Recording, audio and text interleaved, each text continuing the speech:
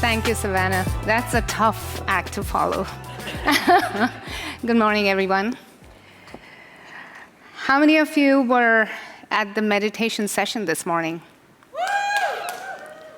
That was amazing. Thank you, Shannon. That's one of the perks of working at Highbright, by the way. We get to do all these cool things. We have all these talented people. We learn so much on the job and off the job. So thank you, Shannon. Give it up for Shannon one more time. Big applause. Good morning. Bonjour. Namaste. How many of you know the word namaste? That's good.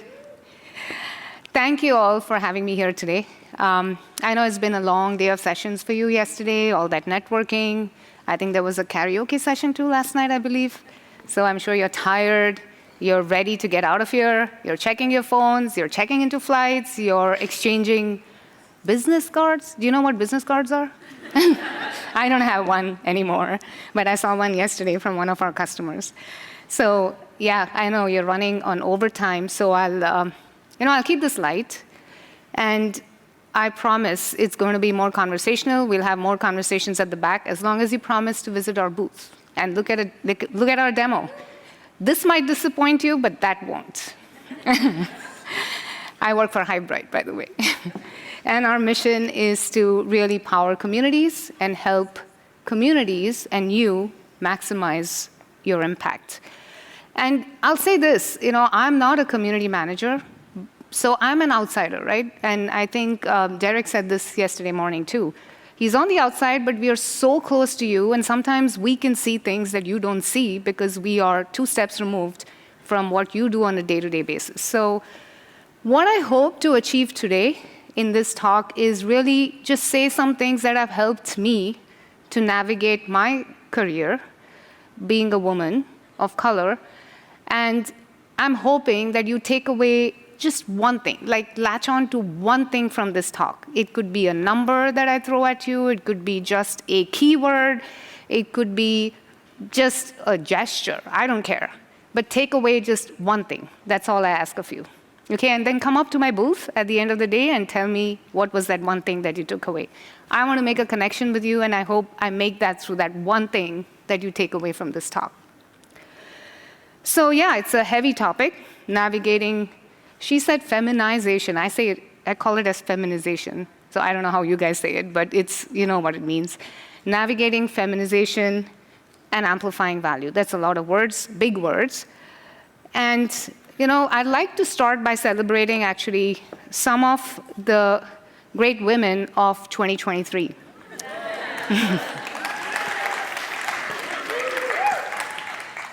Greta, Beyonce, Swift, they've all been dominating our cultural conversations this year. But you know what? Wait, I'm a CRO, so I'm going to bring this down to brass tacks numbers. How many of you know how much money Barbie grossed in the first weekend that it came out in the theaters? Take a guess. Anyone? $337 million. Did you know that was the highest grossing film in Warner Brothers' 100-year history?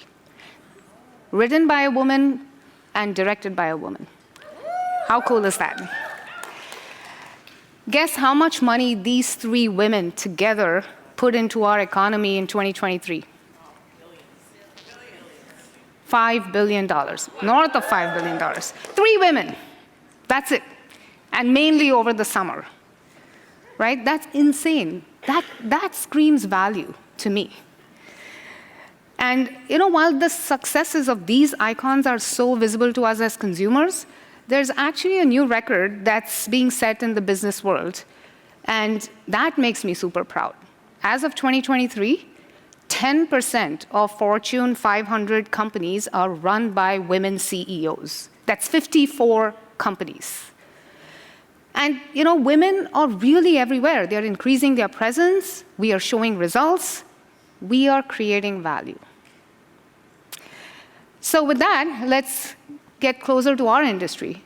I think the last 2 CMX reports have surveyed all of you, and we're finding out that 65% of community managers are women. I'm not surprised, actually, that we are a female-dominated profession.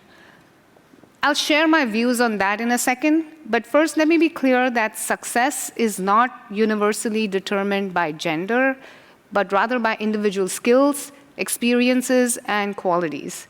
In community management in particular, actually there's a trusted source. I'm not going to name that source here because I'm sure it's going to ruffle some feathers, but they say that you need 50 different skills to become a community manager. How many of you know of that source I'm talking about? I'll give you a little hint. There's another event running this week on the East Coast hosted by that organization. You don't know? Come back to me at the back and I'll share. And if you want to know what those 50 skills are, I can share that too. But they're categorized into 4 categories. It's strategic skills, engagement skills, content skills, and technical skills. I've been at Highbright for over 4.5 years now. And I've met many of you successful community managers. And of course, majority of them are women. And I see all these hard skills at work, right? But I have to say that there is something special about you that makes you do what you do. And it's what I call as those traits or those soft skills that really are your superpowers. And the first one that I see, all the time is that what I call as social intelligence or interpersonal relationship building skills. The next thing that everybody talks about, the minute you say community managers, the next word that comes out of their mouth is empathy. You guys just ooze of empathy, right? And then the third thing, which I find that is incredibly amazing, and that appeals to me a lot because I'm that way too, is you're nimble, you're agile. Like you know how to kind of pivot from one idea to another. You know to figure it out in a very sort of iterative way. And that, to me, is amazing. I think that's the one quality you guys should take and really exemplify in whatever you do. It doesn't matter whether you're a community manager or whatever else. It helps me in my revenue management job as well. And by the way, these are the 3 traits that really make it enjoyable for us to work with you, right? You are that user persona that gives us joy in our job. So thank you for that. And it's pretty incredible what you do.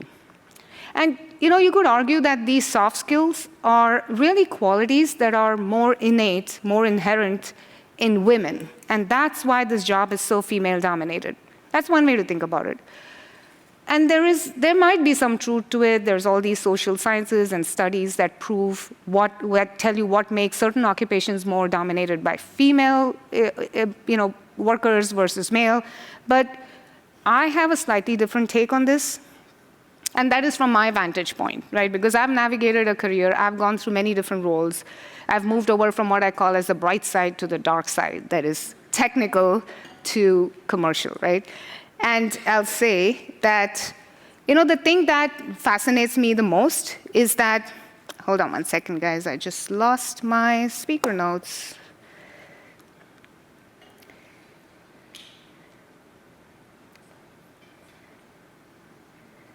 That's what happens, right? When you write a lot.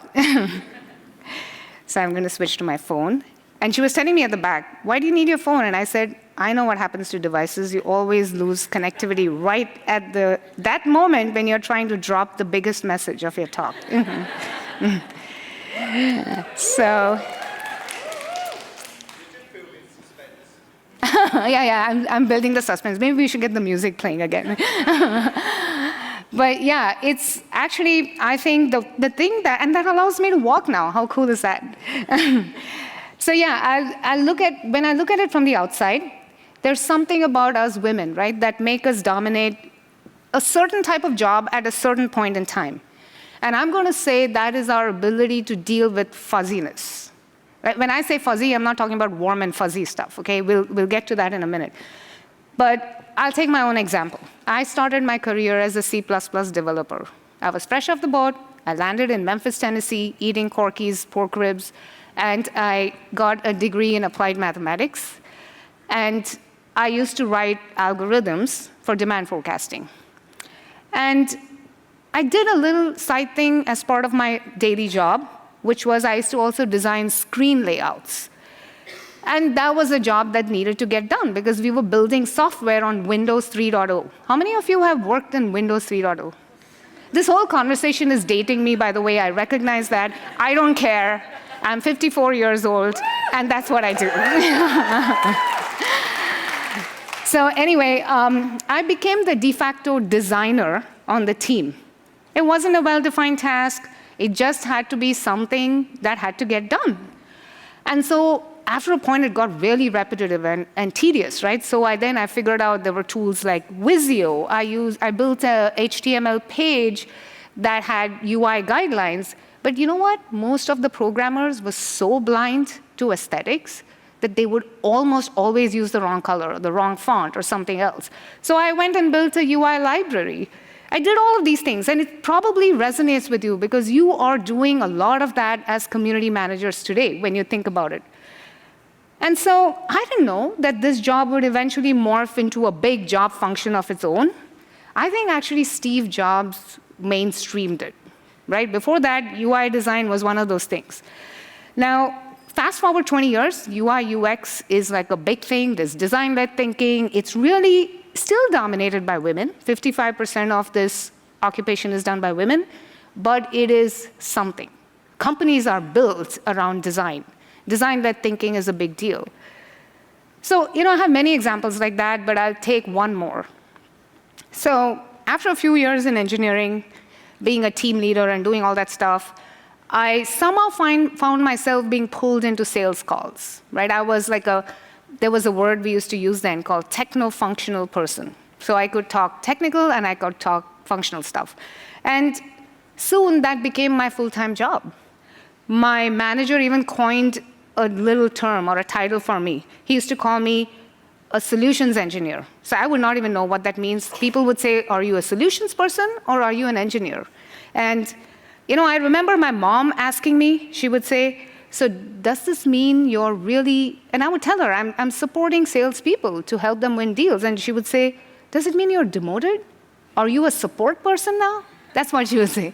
And so I didn't know at that time that solutions engineering is going to become one of those things, which is, a specialization of its own. I didn't know that pre-sales consultants, I didn't know that even something called enablement would happen in like a decade from then, but it did.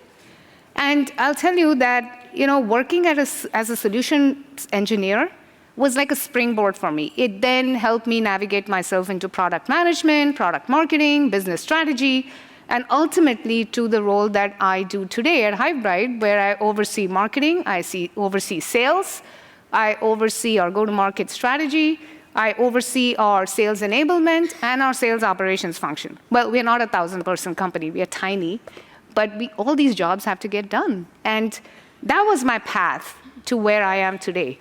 So I think what I'm trying to say is that, hopefully you get my point about fuzziness. I'm referring to jobs that come with ambiguity. They're nebulous, right? Especially in the initial stages of the life cycle of those types of jobs. And I've seen a pattern where women, take the leap of faith, they jump into these jobs, they don't wait for organizational clarity, and then when we do that, we take ownership and we approach them holistically and we get the job done. So community management to me, coming back to the topic of community management and feminization, it is one of those things. It is in that ambiguous phase. While we are seeing it mature slowly, we are seeing specialized titles, right? We are seeing community strategists, community operations people. There's even, I think there's a vendor out there who says they build the community operating system. They're just trying to geekify stuff, I think. Sorry, guys, if you're in the audience. Well, you can go visit them, but stop by the Hivebride booth first. They're right next to us. Anyway, so I think these are all jobs that are coming up, but at the end of the day, you're still what we like to call at Hivebride Swiss knives, right? You're doing a lot of different jobs, you roll up your sleeves, you do everything that it takes to get it done. But then, we use the word positive or toxic positivity yesterday. Let's not pretend everything is rosy, right? This job also comes with its fair set of challenges. We see that on a day-to-day basis. But I'll also go back to my experience. When I was the UI designer on the team, I would literally be told, can you go put lipstick on the pig? Right? I would be told as a solutions person, can you go set up an appointment with these prospects? And believe me, that would make my blood boil, and I would figure out a way to work through it, but I used to do it too at that point in time. And these challenges are maybe more pronounced when a job is dominated by women, but they exist all around when you are a female worker in the workforce. And so how do we as women then navigate the work environment? In these types of fuzzy jobs, it makes it even more difficult. How do we ensure that we work on our terms and not someone else's? How do we find the shortest path to rise up to those leadership positions that we so deserve? And how do we help community teams get a stronger identity in organizations? I'll tell you a little story. I was at dinner last night with some of our awesome customers. And I was sitting right next to a young and really smart, creative community manager. And she was telling me about their internal initiative around communities. And what I realized is for the last year, this community that she's been building was pretty much being built in what I would call as stealth mode. This is a massive organization. It's a Fortune 500 business. And she brought it to where it is today in stealth mode, to the point where the mothership, as the fond leader of that group likes to call it, actually recognizes the value of that now, and they have gone ahead and established a center of excellence for communities to bring this community and other communities within that organization under an umbrella and build a common community architecture. How cool is that? So, I mean, that's where your profession is, and that's what you have to navigate. How do you get through that stealth phase? How do you prove the value? How do you prove that the concept even makes sense? There's a lot for you to do, right? So with that, I think I'll talk to you about what has helped me, what have been my enablers through my journey, and maybe there is something over here that might help you. So remember, I said to you at the beginning, latch on to something from this talk, and probably it'll help you as you navigate all the uncertainty, particularly this year, where I saw the community management report say that this particular profession is shrinking or contracting, and it is really sort of inventing itself. And I truly believe it. I was talking to another customer, in fact, this morning, and she was telling me that the community manager job and the event manager's job has now been merged. You can look at it as, well, that's 2 times the amount of work you have to do. But the other way to look at it is maybe that job is becoming more mainstream, right? And that's why it's getting integrated into some bigger functions, which could be a positive sign. So let's see where it goes. But in the meanwhile, let's navigate this fuzziness, this ambiguity that we are seeing around us. So the 3 enablers, like I said, that have helped me are actually pretty simple. But I'll try to give you some more context on how it's truly helped me, and then maybe it's something that you can take and apply to your day-to-day jobs. The first is confidence, and everybody talks about that, and I think it's worth reiterating that you have to own your confidence. I don't know how you get there. Everybody has a different journey, but you've got to figure it out. If you can't create that self-confidence in yourself, you pretty much give up. Right? So that is the most important thing. The second thing is leveraging customer impact. It sounds pretty lame here, but we'll talk about it a little bit more. And the last one is my favorite thing, which is driving cross-functional leadership. Because I like the challenge of being a leader, but I like the bigger challenge of being a cross-functional leader. And there are ways to really navigate that, and I think that's particularly important for community managers. So let's start with the confidence piece. Right, as women, and in my case, particularly as a woman of color, I was extremely soft-spoken, by the way. You won't believe that now, but I used to be like that until even 5 years ago. And I could not even raise my voice when I felt like something being said didn't make sense. So we are often faced with situations where people around us really don't even know what to expect from us. Right? If we don't demonstrate confidence, they don't know what's going through your head.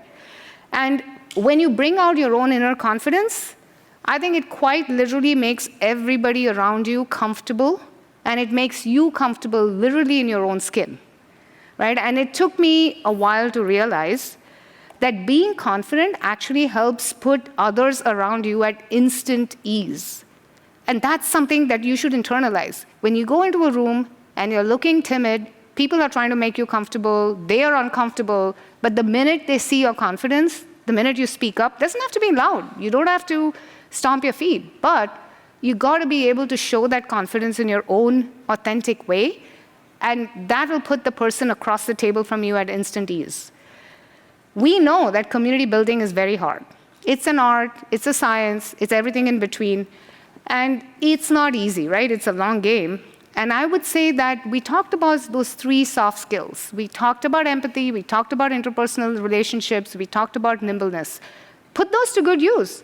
And you can then start to influence people, without exerting authority. You can actually use your empathy to create win-win situations internally. You do that so easily on the outside. Why can't you do it internally? Right? And use that agility to adapt your strategy. You're going to fail. Failure is part of the game here. How do you pick up from there? And then how do you move on? Use that nimbleness. Figure out solutions. I think Rachel actually was sitting up here, said to me last night, she says, I'm a problem solver. She's a community manager, right, Rachel? So I think that's what community building is all about. Take it as it comes. And remember, your self-confidence is what will bring trust and inspiration. We heard that word inspiration this morning several times during the meditation session. That's what creates trust and inspiration in others. Let's move on to the second one, which is leveraging customer impact. How many of you have heard the word or the term KYC? It comes from the banking world. Know your customer, right? And that is my superpower. If I have one thing that I think I do well, that is, I know how to put myself in the shoes of my customer. We have the world's biggest private educational institution in this room today as our customer, and I think they will attest to it. Even yesterday, we were talking about business processes that we need to simplify for them in their business, and I know how to talk that talk. I can put myself in the shoes of my customer. I actually literally spend 1/3 of my time working with customers. It strengthens my influence it helps me build relationships, make those authentic connections, but it also helps me strengthen my influence with my board, with my executive leadership, with our engineers. They're like 5 steps removed from what we're doing on the field. It also helps me drive a lot of high-level business decisions. It's like fine-tuning or product market fit. It could be creating sales methodologies. It could be assessing competency gaps. It could be influencing our product roadmap. All of that comes not because I'm a genius, but because I'm talking to my customers for 1/3 of my time, and then the remaining 1/3 or 2/3 of my time, and trying to figure out how do I take that data and operationalize that within my business. So keep in mind that, you know your customer, but that's not good enough, and that goes to the remaining 2/3, right? That data has no meaning or no depth until you can contextualize it and connect the dots, use that knowledge, bring it back to your own business, and like we heard in the keynote talk last morning from Leah, figure out how you address gaps that your leadership team understands by using that knowledge. Right? Let's bring it back to the community management world. Across all community use cases. So now we serve like 4 different verticals. We serve hundreds of use cases. We serve communities of customers, communities of nonprofit supporters. We do communities of educators. We do associations. We see a lot of different communities. But if there's one thing that every community starts to measure on the onset, it's acquisition and engagement, correct? And many people call these as vanity metrics. They say they don't have any meaning. What happens with those metrics? But we know, I'll use a speak from sales pipeline management. We call something as leading indicators. Any given point in time, I'm looking to have 3.5 times the amount of pipeline that we need for us to hit our goals, right? So it's similar. I think engagement, acquisition are leading indicators of success. But then what you have to do as community managers is take those leading indicators and then map it to something that your organization understands. It could be a funnel. Think of setting up a funnel. You probably hear your marketing folks talking about top of the funnel, the middle of the funnel, the bottom of the funnel, conversion at every step in the funnel. Take your data and start reporting it out using a funnel methodology or whatever else. It could be a flywheel methodology, but something that enables you to bring it back to terms and terminology that your business understands. But that's only about how you report on engagement data, right? What do you then do beyond that?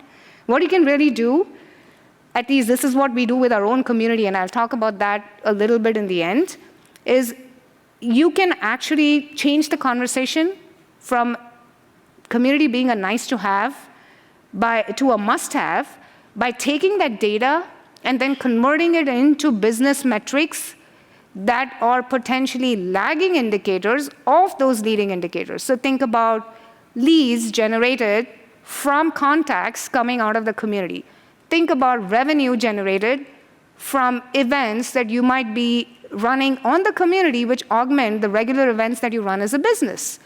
Think about potentially recruitment candidates and the pipeline you're building of potential employees, and go back to your HR team and understand how that's trickling through the recruitment funnel. If you are genuinely curious and you go and find out what's happening with the data, then I think you can have a greater impact. Now you're having a conversation where you're leveraging customer data and connecting the dots and bringing it back to your business. You guys have one more thing that I think is phenomenal, which is stories, right? You talk about numbers, and those numbers can get dry, and you can make numbers tell whatever story you want, but you can also bring stories from within your communities back to your organization, right? So I'll give you an example. I was in DC a couple months ago visiting a customer, a nonprofit customer of ours, and that organization was asked, they just launched their community like 2 months before I met them. And they had it was crazy, over like 70% activation or something like that. And they were asked to submit speaker applications to the World Economic Forum. And thanks to the community manager went and posted a job on the job board, pushed that into the live feed. There were 28 applications within 48 hours of highly qualified candidates. They sent those applications. They secured a spot on the center stage. They went and made a phenomenal impression. And then that led to a larger outcome. They actually got a huge grant from a large foundation. Now, that was just one story. I heard that. She came and told me that story, and then she told me 5 other things. That was a woman community manager, of course. But it was that one micro moment where she went and posted that job, got applications, got that win, and really changed the trajectory of that organization. Now, that's impact. And the next thing I asked her was, I said, did you record that somewhere? Are you presenting it to your internal management? And she said, oh, that's a good idea. Maybe I should start creating a log of all these little wins. I think that's something maybe you should take away. And since then, I've had that conversation with many, many community managers. You are so externally focused that you're not remembering to bring those stories, those little wins, those little micro moments, and bring it back and record it, and then create that one macro moment for you in front of your leadership team. That's what I'd urge you to do. Think about how you do it, again, in your own way. Make sure your leadership is giving you the time of the day. There's a lot of different obstacles. I know you have to overcome those. But once you do it once, I can guarantee you, you're going to get that recurring slot on the calendar every single time. So let's wrap it up. I think leveraging customer data and stories is important, but then contextualizing it, connecting the dots, and bringing that back to your stakeholders in the language that they speak is just as important. And that's what you need to figure out how you keep doing within your business. And I'll talk about my last, in the very last and my most favorite enabler at this point, which is cross-functional leadership. The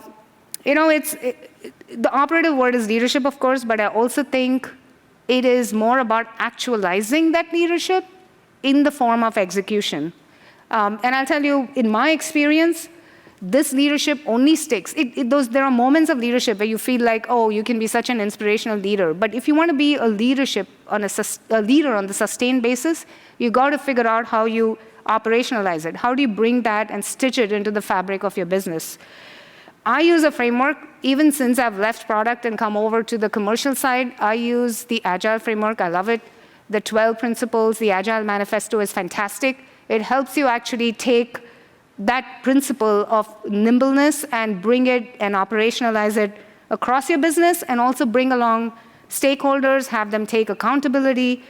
You can also make them then do the work that comes natural to them, but supporting the initiative that you're trying to drive, right? So, and I know all this is a lot of words, but I'll try and use the example of our community to tell you how we do it. So HiveBrand has a community of HiveBrand admins. And this is, by the way, run by Morgan Wood, who was supposed to be on stage with me here today, but she couldn't make it.